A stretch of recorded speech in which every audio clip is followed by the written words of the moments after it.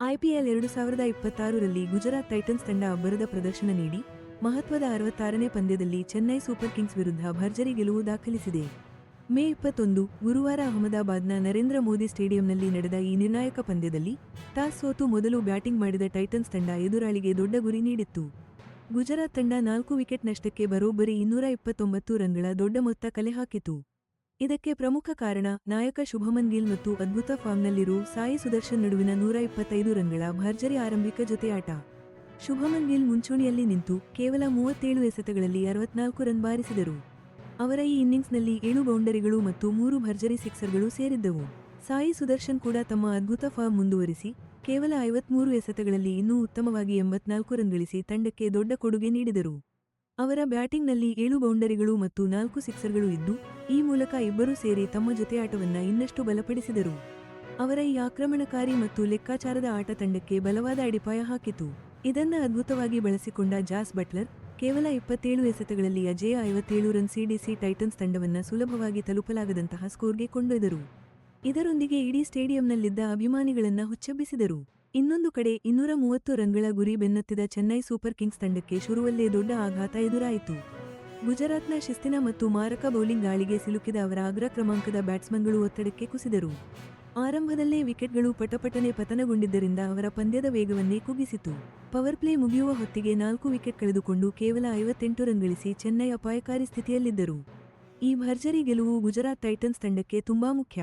ಇದು ಐಪಿಎಲ್ 2026ರಲ್ಲಿ ಅವರ ಬಲಿಷ್ಠ ಪ್ರದರ್ಶನ ಮತ್ತು ಸ್ಥಿರತೆಯನ್ನು ಎತ್ತಿ ತೋರಿಸುವುದಲ್ಲದೆ ಪ್ಲೇಆಫ್ ಸ್ಟ್ಯಾಂಡಿಂಗ್ಸ್ನಲ್ಲಿ ಟಾಪ್ 2 ಸ್ಥಾನ ಪಡೆಯುವ ಅವರ ಸಾಧ್ಯತೆಯನ್ನು ಬಲಪಡಿಸಿದೆ. ಇದರಿಂದ ಅವರಿಗೆ ಫೈನಲ್ಗೆ ಹೋಗಲು ಒಂದಕ್ಕಿಂತ ಹೆಚ್ಚು ಅವಕಾಶ ಸಿಗುತ್ತದೆ. ಆದರೆ ಚೆನ್ನೈ ಸೂಪರ್ ಕಿಂಗ್ಸ್ ವಿಚಾರಕ್ಕೆ ಬಂದರೆ ಈ ಸೋಲು ಅವರ ಈಗಾಗಲೇ ದುರ್ಬಲವಾಗಿರೋ ಪ್ಲೇಆಫ್ ಅರ್ಹತೆಯ ಆಸೆಯನ್ನ ಬಹುತೇಕ ಕೊನೆಯ ಅಂಚಿಗೆ ತಳ್ಳಿದೆ. ಇದರಿಂದ ಟೂರ್ನಿಯ ನಿರ್ಣಾಯಕ ಕೊನೆಯ ಹಂತಗಳಲ್ಲಿ ಅವರ ಮುಂದಿನ ಹಾದಿ ಇನ್ನಷ್ಟು ಕಠಿಣವಾಗಿದೆ. ಗುಜರಾತ್ ಟೈಟನ್ಸ್ ಆಡಿದ್ದು ಅಂದ್ರೆ ಅದೊಂದು ಪಕ್ಕಾ ಮಾಸ್ಟರ್ ಕ್ಲಾಸ್ ಇನ್ನಿಂಗ್ಸ್. ಅಟ್ಯಾಕಿಂಗ್ ಆದ್ರೂ ಸ್ಟ್ರಾಟಜಿಕ್ ಆಗಿ ಬ್ಯಾಟ್ ಮಾಡಿ ಚೆನ್ನೈ ಸೂಪರ್ ಕಿಂಗ್ಸ್ ವಿರುದ್ಧ 4 ವಿಕೆಟ್ಗೆ ಬರೋಬ್ಬರಿ 229 ರನ್ ಅಂತಹ ದೊಡ್ಡ ಟೋಟಲ್ ಕಲೆ ಹಾಕಿದ್ರು. Chennai super kings captain Ruturaj Gaikwad toss ಗೆದ್ದು ಫೀಲ್ಡಿಂಗ್ ಆಯ್ಕೆ ಮಾಡಿಕೊಂಡ ಮೇಲೆ ಅವರ ಬೌಲರ್ಗಳಿಗೆ ಶುರುವಿನಿಂದಲೇ ರನ್ಗಳ ಸುರಿಮಳೆ ಸುರಿಯಿತು. ಗುಜರಾತ್ನ ಈ ಭರ್ಜರಿ ಸ್ಕೋರ್ಗೆ ಮುಖ್ಯ ಕಾರಣ ಅಂದ್ರೆ ಕ್ಯಾಪ್ಟನ್ ಶುಭ್ಮನ್ ಗಿಲ್ ಮತ್ತು ಅದ್ಭುತ ಫಾರ್ಮ್ನಲ್ಲಿದ್ದ ಸಾಯಿ ಸುದರ್ಶನ್ ನಡುವಿನ 125 ರನ್ಗಳ ಭರ್ಜರಿ opening partnership. Shubman Gill 37 ಎಸೆತಗಳಲ್ಲಿ 64 run ಗಳಿಸಿದರು. ಅವರ ಆಟ ಎಲಿಗನ್ಸ್ ಮತ್ತು ಪವರ್ ಎರಡನ್ನೂ ಹೊಂದಿತ್ತು. 7 ಬೌಂಡರಿ ಮತ್ತು 3 ದೊಡ್ಡ ಸಿಕ್ಸರ್ಗಳು ಅವರ ಇನ್ನಿಂಗ್ಸ್ನ ಹೈಲೈಟ್ ಆಗಿದ್ದು, ಶುರುವಿನಿಂದಲೇ ಆಕ್ರಮಣಕಾರಿ ಟೋನ್ ಸೆಟ್ ಮಾಡಿದ್ರು.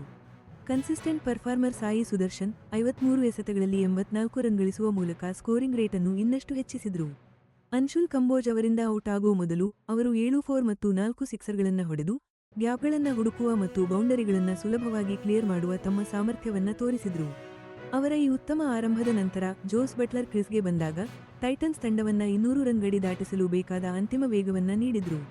ಬಟ್ಲರ್ ಕೇವಲ 27 ಎಸೆತಗಳಲ್ಲಿ 57 ರನ್ ಗಳಿಸಿ ಔಟ್ ಆಗದೆ ಉಳಿದ್ರು. ಇದೊಂದು ಎಕ್ಸ್ಪ್ಲೋಸಿವ್ ಇನ್ನಿಂಗ್ಸ್ ಆಗಿತ್ತು. ಇದರಲ್ಲಿ 5-4 ಮತ್ತು 4 ಸಿಕ್ಸರ್ಗಳು ಸೇರಿದ್ದವು. ಗುಜರಾತ್ ತಮ್ಮ ಇನ್ನಿಂಗ್ಸ್ ಅನ್ನು ಭಾರೀ ಮೊಮೆಂಟಮ್ನೊಂದಿಗೆ ಮುಗಿಸುವಂತೆ ಖಚಿತಪಡಿಸಿದ್ರು. ಇನ್ನು ಚೆನ್ನೈ ಬೌಲರ್ಗಳ ಕಥೆ ನೋಡುವುದಾದ್ರೆ ಮುಕೇಶ್ ಚೌಧರಿ, ಸ್ಪೆನ್ಸರ್ ಜಾನ್ಸನ್, ಅನ್ಶುಲ್ ಕಂಬೋಜ್ ಅಂತ ಬೌಲರ್ಗಳು ತಲಾ ಒಂದೊಂದು ವಿಕೆಟ್ ಪಡೆದ್ರು. ಗುರುಜಪ್ನೀತ್ ಸಿಂಗ್ ಮತ್ತು ನೂರ್ ಅಹ್ಮದ್ ಕೂಡ ತಮ್ಮ ಓವರ್ಗಳನ್ನ ಹಾಕಿದ್ರು. ಆದ್ರೆ ರನ್ಗಳ ಹರಿವನ್ನ ನಿಯಂತ್ರಿಸಲು ಅವರು ತುಂಬಾನೇ ಕಷ್ಟಪಟ್ಟರು.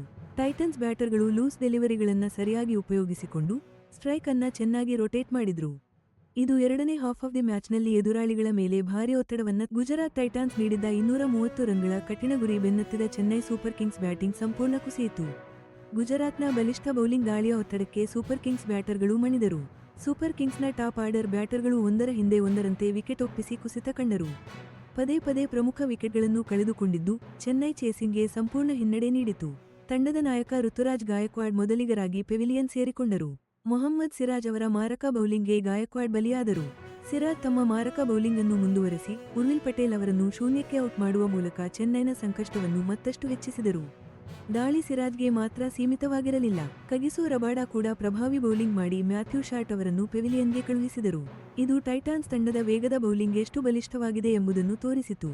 ಈ ರೀತಿ ಒಂದರ ಹಿಂದೆ ಒಂದರಂತೆ ವಿಕೆಟ್ ಪತನವಾದ ಕಾರಣ ಪವರ್ ಪ್ಲೇ ಮುಗಿಯುವಷ್ಟರಲ್ಲಿ ಚೆನ್ನೈ 58 ರನ್ಗಳಿಗೆ 4 ವಿಕೆಟ್ ಕಳೆದುಕೊಂಡು ಸಂಕಷ್ಟಕ್ಕೆ ಸಿಲುಕಿತ್ತು.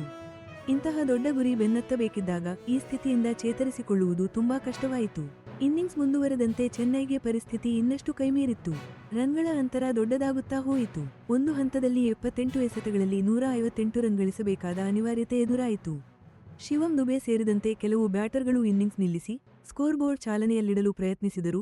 ಸಿರಾಜ್ ಮತ್ತು ರಬಾಡಾ ಅವರ ನಿರಂತರ ಒತ್ತಡ ಹಾಗೂ ಉತ್ತಮ ಫೀಲ್ಡಿಂಗ್ನಿಂದಾಗಿ ಯಾವುದೇ ದೊಡ್ಡ ಚೇತರಿಕೆ ಅಥವಾ ಗಟ್ಟಿ ಜೊತೆಯಾಟ ಸಾಧ್ಯವಾಗಲೇ ಇಲ್ಲ. ಈ ಪಂದ್ಯದ ಫಲಿತಾಂಶ ಚೆನ್ನೈ ಸೂಪರ್ ಕಿಂಗ್ಸ್ನ ಪ್ಲೇಆಫ್ ಕನಸುಗಳಿಗೆ ದೊಡ್ಡ ಆಘಾತ ನೀಡಿದೆ. ಇದು ಅವರನ್ನು ನಾಕೌಟ್ ಹಂತದಿಂದ ಬಹುತೇಕ ಹೊರಹಾಕುವ ಅಂಚಿಗೆ ತಳ್ಳಿದ್ದು, ಮುಂದಿನ ಹಾದಿ ಇನ್ನುಳಿದ ಪಂದ್ಯಗಳ ಫಲಿತಾಂಶಗಳ ಮೇಲೆ ಸಂಪೂರ್ಣವಾಗಿ ಅವಲಂಬಿತವಾಗಿದೆ. ಅತ್ತ ಗುಜರಾತ್ ಟೈಟಾನ್ಸ್ನ ಈ ಭರ್ಜರಿ ಗೆಲುವು ಪ್ಲೇಆಫ್ನಲ್ಲಿ ಅಗ್ರಸ್ಥಾನಕ್ಕಾಗಿ ಅವರ ಸ್ಪರ್ಧೆಯನ್ನು ಮತ್ತಷ್ಟು ಬಲಪಡಿಸಿದೆ. ಇದು ಬಹುನಿರೀಕ್ಷಿತ ಫೈನಲ್ ತಲುಪುವ ಅವರ ಸಾಧ್ಯತೆಗಳನ್ನು